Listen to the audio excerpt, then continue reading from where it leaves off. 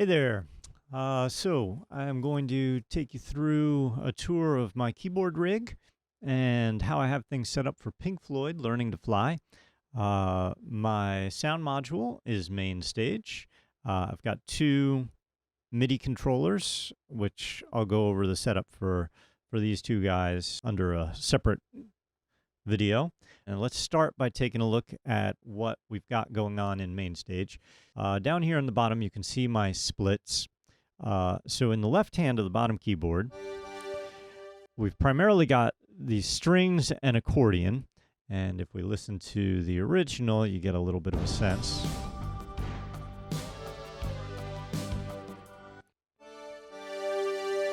Now, I've layered a string over the top of that. I just like the fullness of it. But there's that accordion is what I've kind of got as their drone thing. Now there's these two little patches here. Actually, if you look close, these two are just lighting up when I hit the F sharp. I've got a string, and that's layered with this accordion as my main thing for the verses. And then just on that F sharp, just on that F sharp, we had this kind of flangey crystal patch. It's a retro synthesizer patch. And a zither, which gives it just this little bit of twang. And it's just to make that F sharp stand out over the top. You can kind of see how it just jumps in.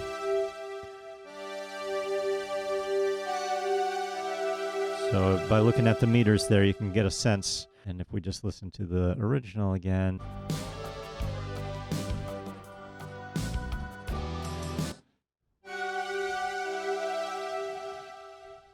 Right hand. So there's the synth patch. So what's happening there, because my left hand is full, I can't do the pitch bend with the modulation wheel as you might want to. So what I've done is I've mapped this pitch bend to the aftertouch on the keyboard.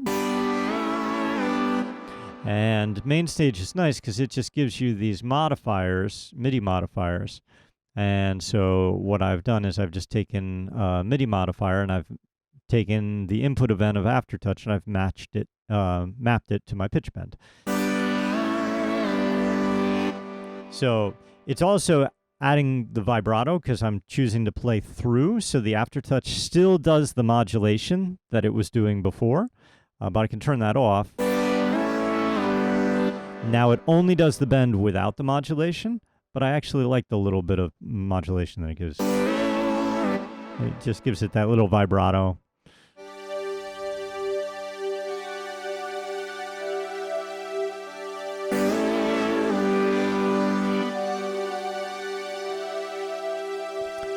Okay, and that bend synth is a filtered saw lead, and that's a built-in. That's a built-in one from just the stock sounds that are coming from.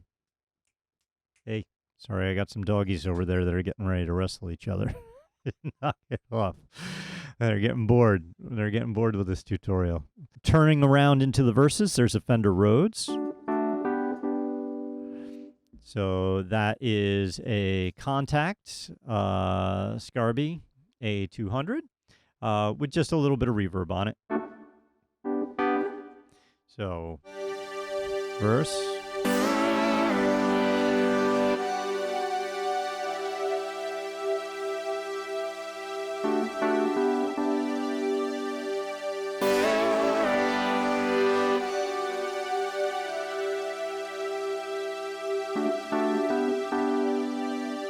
Okay, then in our choruses, Richard Wright loves his Hammond B3. So we have the Hammond B3 up here, and I've mapped the Leslie down to my foot pedals. So again, this is a built-in Mainstage patch. The Rhodes is actually a Native Instruments, part of the complete bundle, vintage keys. but the B3 is part of the built-in sounds in Mainstage.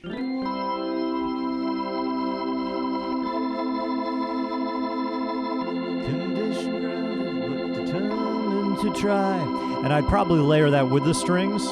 Can't keep my mind from the southern sky.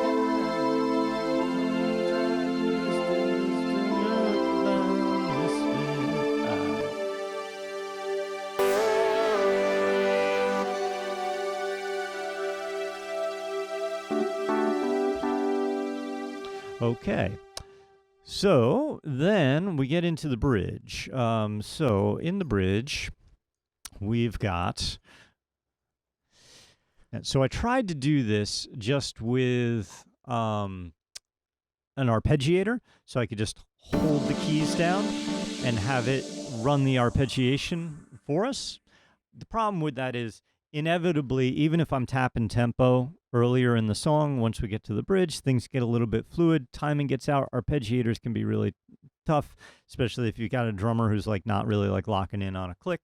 So it's just easier to play it. So what I've got going on in the arpeggiation section, just to give it a little bit of that flangey wash, we have, this cosmic lead.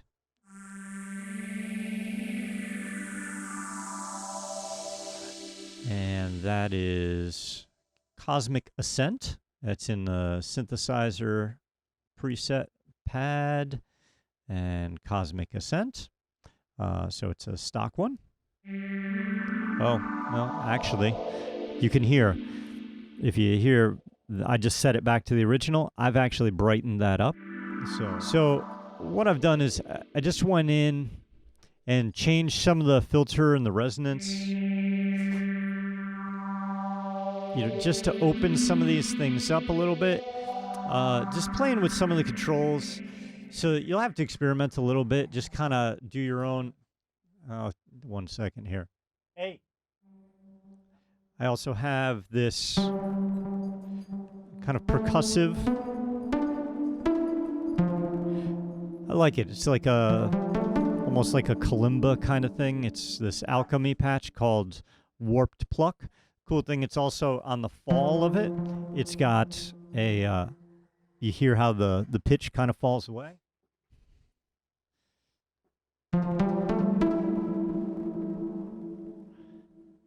I like the kind of dissonance and the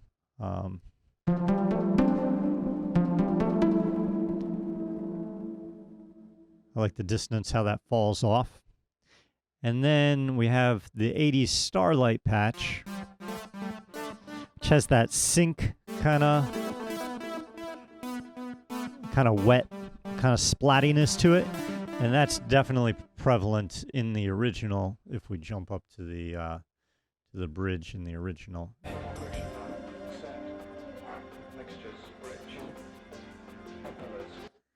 Okay, so between all of these, we layer these.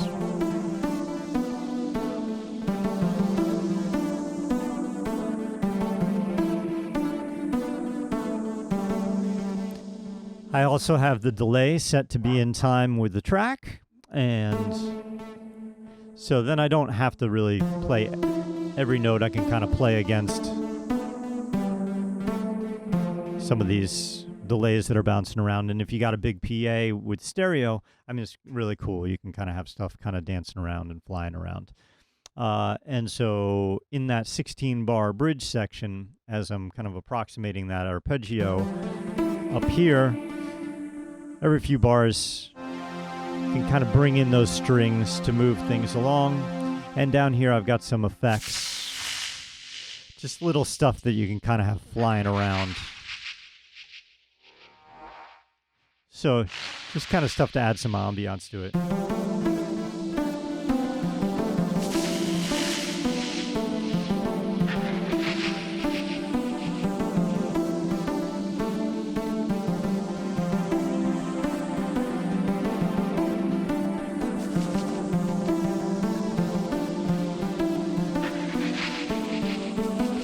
All right, and then the last thing that you need in there is the radio chatter. Episode So I have that firing off up here on the top of just some of my pads. These are all different, patches.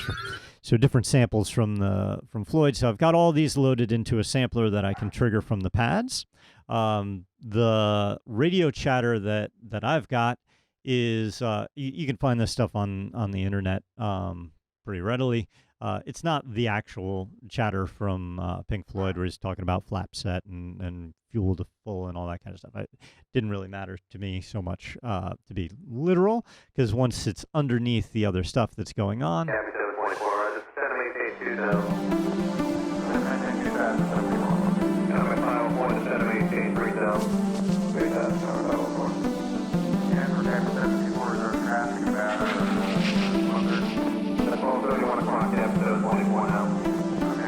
So you get the sense of what's going on there. It's just got to be this kind of big sweeping ambiance thing. And then the last thing is we go into the last verse. As Gilmore's doing his verse, he's kind of flying through the air.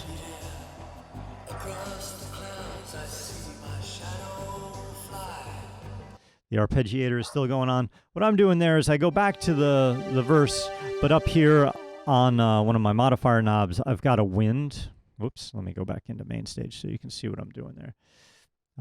So up on my modifier knob, I've got a wind patch that I bring in. So I could just bring that up and down with my modifier knob.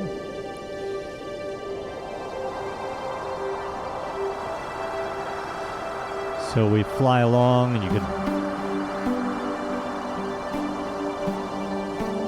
if you want to,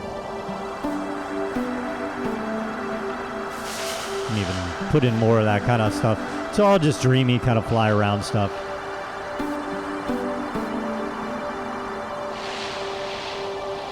Okay.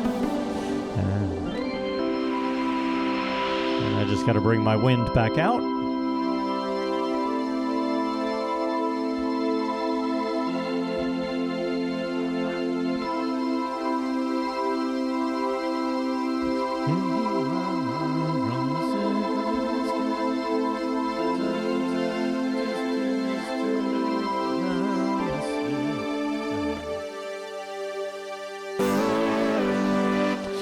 Take it out. So there you go. A simple Pink Floyd song.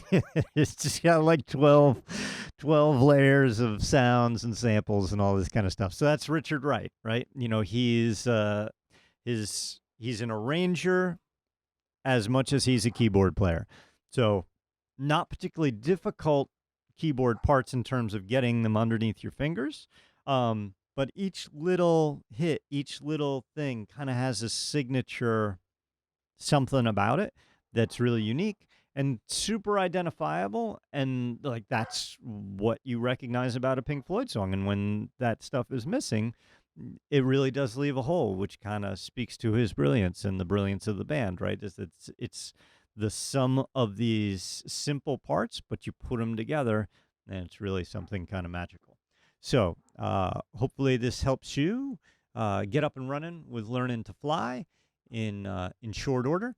And there's your chords if you want a quick cheat sheet in my own layman's kind of notation. But there you go. Good luck, and hope to see you in another video.